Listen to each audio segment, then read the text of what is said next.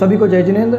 वीर शासन जयंती इस शुभ दिन पर श्रावण कृष्ण प्रतिपदा को श्री वीर प्रभु की दिव्य देशना 66 दिनों के अंतराल के बाद विपुलाचल पर्वत पर समोशरण के मध्य में खिली थी। दीक्षा लेने के बाद महावीर स्वामी ने मौन व्रत धारण कर लिया और 12 वर्ष की तपस्या के बाद रुजुकूला नदी के तट पर उन्हें शुक्ल ध्यान पूर्वक केवल ज्ञान प्राप्त हो गया।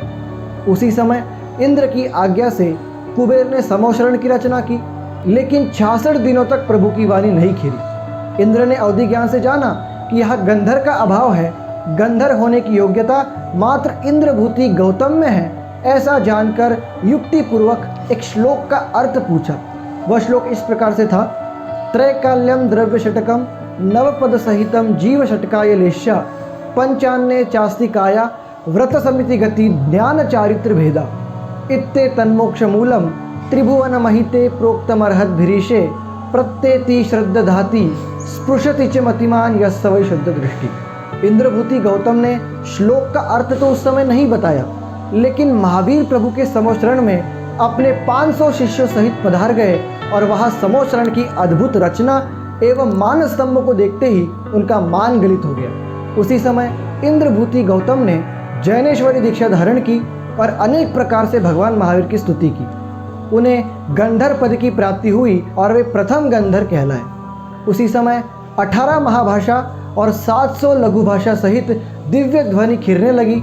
गंधर गौतम स्वामी ने अंतर मुहूर्त में द्वादशांग रूप जिनवाणी की रचना की। वीर शासन अर्थात आनंद बांटने वाला शासन, वीर शासन अर्थात अलिखित सिद्धांत, वीर शासन अर्थात आत्मानुशासन, वीर शासन अर्थात भक्त नहीं भगवान बनाने वाला शासन, वीर शासन अर्थात सबको भगवान बताने वाला शासन, वीर शासन अर्थात स्वाधीन करने वाला शासन, वीर शासन अर्थात सत्य स्वरूप को दर्शाने वाला शासन, वीर शासन अर्थात बांधने नहीं मुक्त कराने वाला शासन, वीर शासन अर्थात अणु अणु की स्वतंत्रता को दर्शाने वाला शासन, वीर शासन अर्थात दुखी नहीं सुखी करने वाला शासन, वीर शासन किसी ने बनाया नहीं है मात्र बताया है, वीर शासन अर्थात अलंघ्य शासन, वीर शासन अर्थात वीरों का शासन कायरों का नहीं, वीर शासन अर्थात सर्वोदयी शासन, वीर शासन अर्थात अहिंसा को दर्शाने वाला शासन, वीर शासन अर्थात ज्ञान ज्योति का प्रचार प्रसार करने वाला शासन।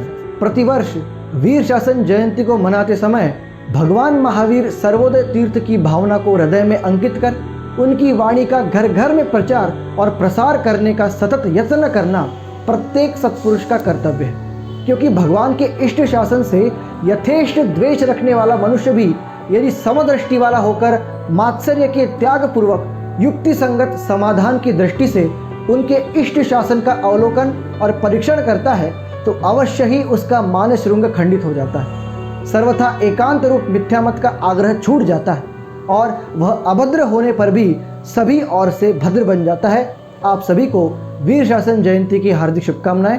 सभी को जय जिनेंद्र।